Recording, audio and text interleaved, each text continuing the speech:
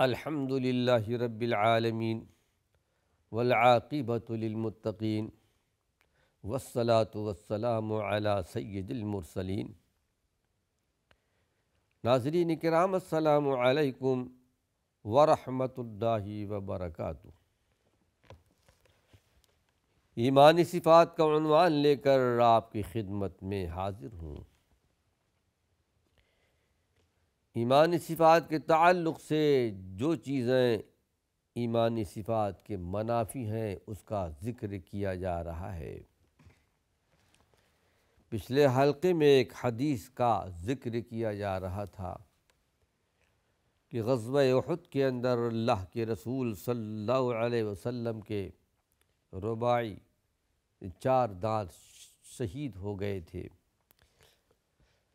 اور آپ کی زبان سے یہ الفاظ نکلے، اس قوم کو اللہ کس طرح فلاح دے گی جنہوں نے اپنے نبی کو زخمی کر دیا، یعنی وہ قوم کیسے کامیاب ہو سکتی ہے۔ اس وقت آیت نازل ہوئی، لیس لک من الامر شیء، یعنی اس معاملے میں آپ کو کچھ بھی اختیار حاصل نہیں ہے۔ اللہ کے علم میں یہ بات تھی۔ یہی غزوہ احد جس کے اندر یعنی مکے والے موجود تھے، کہیں ابو سفیان ہیں، کہیں اکرمہ ہیں، اور کہیں خالد بن ولید ہیں، کئی حبشی ہیں جنہوں نے اللہ کے رسول صلی اللہ علیہ وسلم کے بزرگ چچا حضرت حمزہ کو شہید کیا تھا۔ فتح مکے کے موقع پر ایمان لائے تھے، اسلام لے آئے، جبکہ احد میں ان کے بڑے کارنامے تھے۔ ابو سفیان احد میں آئے تھے، سارا لشکر بن کر آئے تھے، لیکن اللہ کے علم میں یہ بات تھی کہ فتح مکے کے موقع پر ابو سفیان ایمان لائیں گے۔ ان کی بیوی ہند، وہ بھی اسلام لائی، جنہوں نے حضرت حمزہ کو شہید کرنے کے بعد ان کے کلیجے کو چبانا چاہا تھا۔ اللہ کے علم میں یہ بات تھی، تو اللہ رب العالمین نے قرآن حکیم کی آیت نازل فرمائی، لیس لک من الامر شیء، اس معاملے میں آپ کو کچھ بھی اختیار نہیں ہے۔ ایک روایت عبداللہ بن عمر سے ہے کہ انہوں نے اللہ کے رسول صلی اللہ علیہ وسلم سے سنا کہ آپ نے نماز فجر کے آخری رکعت میں رکوع سے سر اٹھایا تو فرمایا سمع اللہ لمن حمدہ ربنا ولک الحمد، اور اس کے بعد آپ نے فرمایا اللہم العن فلانا و فلانا، بخاری شریف کی روایت ہے، اللہ تو فلاں فلاں پر لعنت نازل فرما۔ غالباً احد کی بات کا واقعہ ہے۔ اس وقت اللہ رب العالمین نے آیت نازل فرمائی کہ لیس لک من الامر شیء، اس میں آپ کو کچھ بھی اختیار نہیں۔ اللہ کے علم میں یہ بات تھی کہ اس غزوے میں کچھ ایسے بھی لوگ شریک ہیں جو بعد میں اللہ کے چہیتے بندے بننے والے ہیں، ایمان لانے والے۔ اور ایک روایت ملتی ہے کہ یدعو علی صفوان بن امیہ وسہل بن عمرو والحارث بن ہشام فنزلت هذه الآیہ لیس لک من الامر شیء، یعنی آپ صفوان بن امیہ جو فتح مکے کے موقع پر ایمان لائے، سہیل بن عمرو، حارث بن ہشام کے لیے بد دعا کر رہے تھے، اس وقت یہ آیت نازل ہوئی، اے پیغمبر محمد صلی اللہ علیہ وسلم، آپ کو اس معاملے میں کچھ بھی اختیار نہیں ہے۔ سارے معاملات اللہ کے ہاتھ میں، غیب کا علم اللہ کے ہاتھ میں، کون کس وقت ایمان لائے گا، کون کس وقت اللہ کا بندہ صحیح بندہ بن جائے گا۔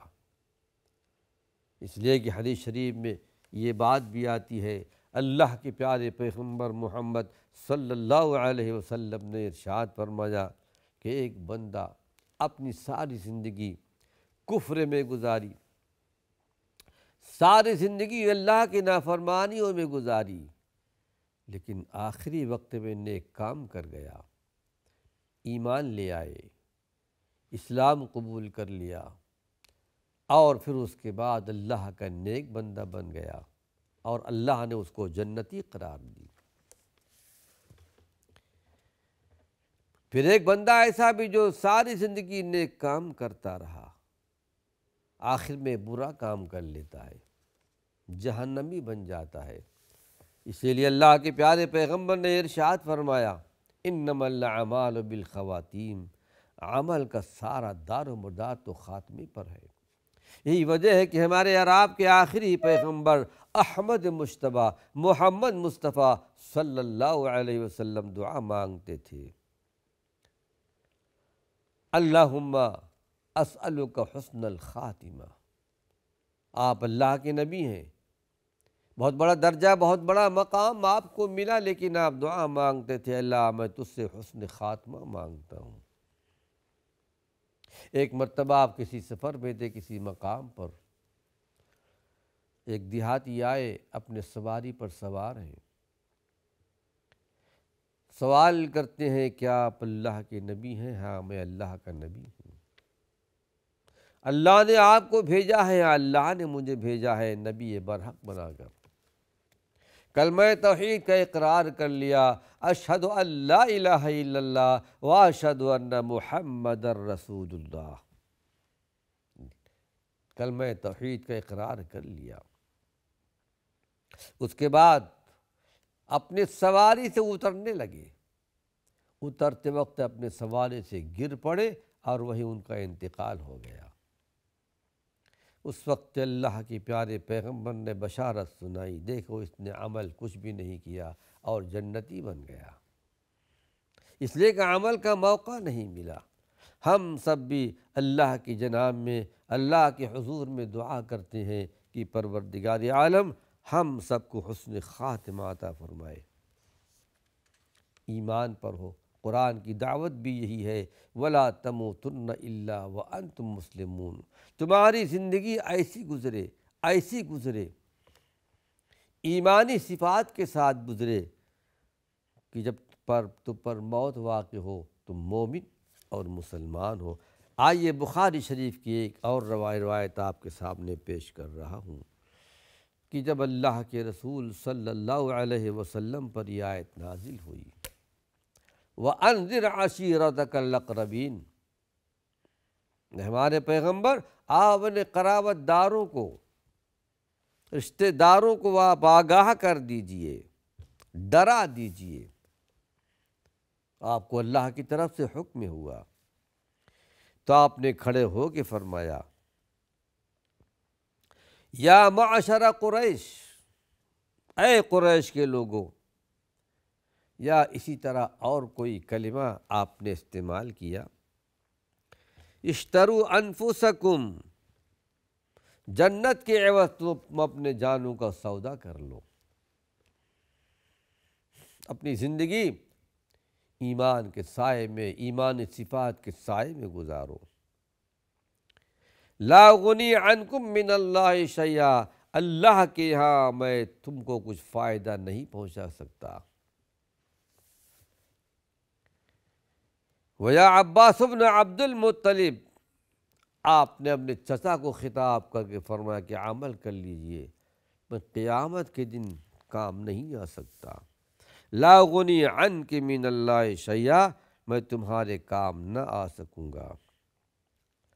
یا صفیۃ عمۃ رسول اللہ صلی اللہ علیہ وسلم، آپ کو پھوپھی حضرت صفیہ تھیں، کہا میری پھوپھی آپ اچھا نیک کام کر لیں، میں بھی آپ کے کام نہیں آ سکتا۔ یا فاطمہ بنت محمد، اے میری لاڈلی بیٹی فاطمہ، سلینی من مالی ما شئت، میرے پاس جو کچھ مال ہے جو اللہ نے مجھے دیا ہے مجھ سے مانگو، میں تم کو دے سکتا ہوں، لیکن لا غنی عنک من اللہ شیئا، اللہ کے سوا میں تم کو کچھ بچا نہیں سکتا۔ بیان کرنے کا مقصد یہ ہے کہ سارے معاملات اللہ کے ہاتھ میں ہے، کسی اور کے ہاتھ میں نہیں ہے۔ آئیے جو احادیث اور جو آیات آپ کے سامنے بیان کی گئی، اس کا مفہوم آپ کے سامنے پیش کر رہا ہوں کہ اس تفسیر سے یہ بات بھی ثابت ہوئی کہ اللہ کے رسول صلی اللہ علیہ وسلم نماز میں قنوت نازلہ پڑھتے تھے اور آگ کے پیچھے صحابہ آمین کہا کرتے تھے۔ قنوت نازلہ سے مراد یہ ہے جب کوئی وبا پھیل جائے، بد امنی ہو یا ایسا کوئی موقع آ جائے تو اس وقت پانچوں نمازوں میں اللہ کے رسول صلی اللہ علیہ وسلم نے ہر رکعت کے آخر میں رکوع سے اٹھنے کے بعد ہاتھ اٹھا کر دعا مانگتے تھے، اس کو قنوت نازلہ کہا کرتے ہیں، اور پیچھے صحابہ آمین آمین کہا کرتے تھے۔ جن پر بد دعا کی جا رہی تھی یقیناً وہ لوگ اس وقت کافر تھے۔ ہاں یہ بات اور ہے کہ اللہ کے علم میں یہ بات تھی کہ یہ بعد میں ایمان اور اسلام قبول کر لیں گے۔ ان کفار نے نبی صلی اللہ علیہ وسلم کے ساتھ ایسی بدسلوکی کی تھی اور آپ پر ایسی ایذائیں پہنچائی تھی کہ دیگر دوسرے کفار نے ایسا نہیں کیا تھا۔ مثلاً اللہ کے نبی صلی اللہ علیہ وسلم کو زخمی کرنا، آپ کے قتل کے در پہ ہونا، چونکہ ابو سفیان بھی کئی مرتبہ کوشش کر چکے تھے نعوذ باللہ آپ کو ختم کرنے کے لیے، تو انہوں نے اس رشتے کا بھی لحاظ نہ رکھا۔ اس کے باوجود ان کفار کی اس بدسلوکی اور نبی صلی اللہ علیہ وسلم کی ان کے خلاف بد دعا کے بعد اللہ نے اپنے پیارے پیغمبر سے فرمایا لیس لک من الامر شیء، آپ کو اس بارے میں کچھ بھی اختیار نہیں ہے، بلکہ اللہ رب العالمین نے فرمایا او یتوب علیہم او یعذبہم، یعنی اللہ رب العالمین کی مرضی ہے کہ انہیں معاف کر دے یا عذاب دے۔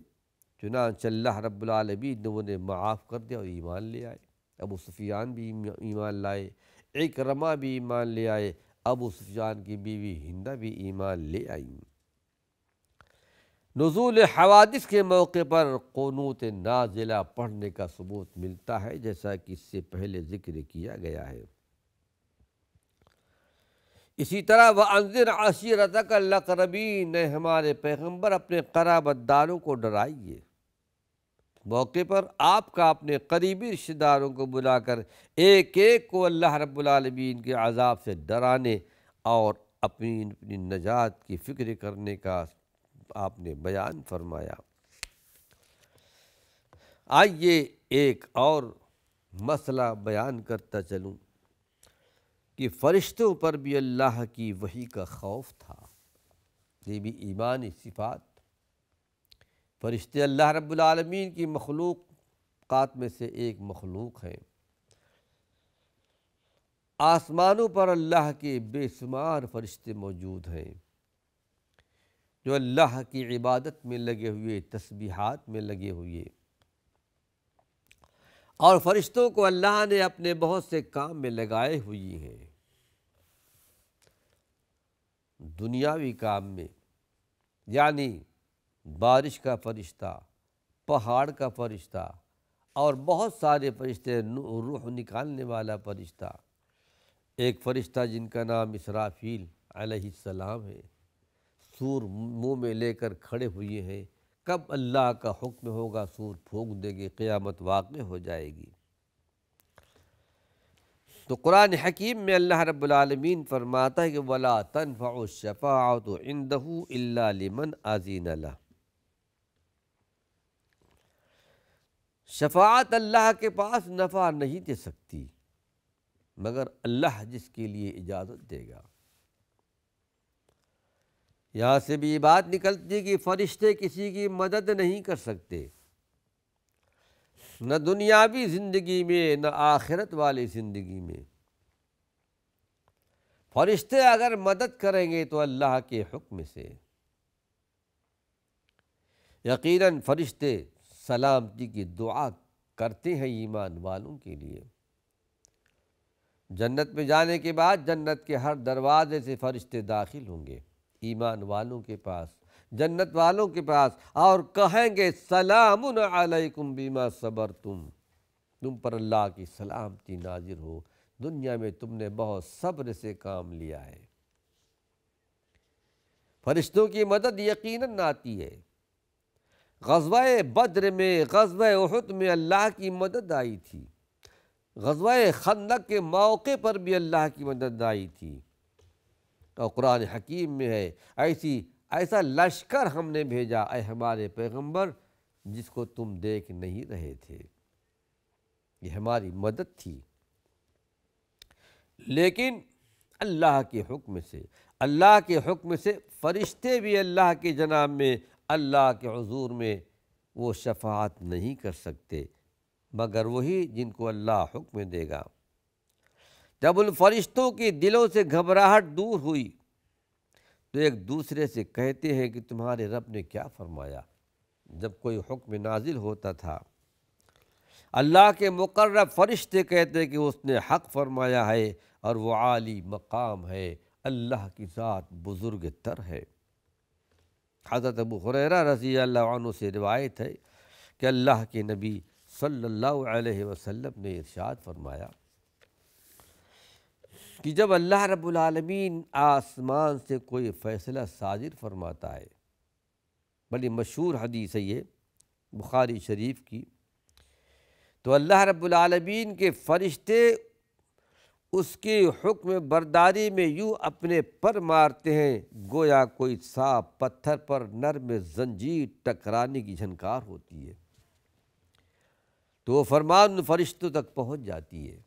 جب کوئی فیصلہ اللہ رب العالمین آسمان پر کرتا ہے، یہاں تک کہ جب ان کے دلوں سے گھبراہٹ دور ہو جاتی ہے تو ایک دوسرے سے کہتے ہیں کہ تمہارے رب نے کیا فرمایا۔ تو اللہ رب العالمین کے مقرب فرشتے کہتے ہیں کہ اس نے جو کہا ہے حق کہا ہے، وہ عالی مقام ہے، بزرگ تر ہے۔ ناظرین اکرام، یہ ایک لمبی حدیث ہے اور وقت ختم ہو چکا ہے۔ اللہ نے چاہا اس حدیث کا اعادہ اپنے آئندہ حلقے میں پیش کروں گا۔ وآخر دعوانا ان الحمد للہ رب العالمین۔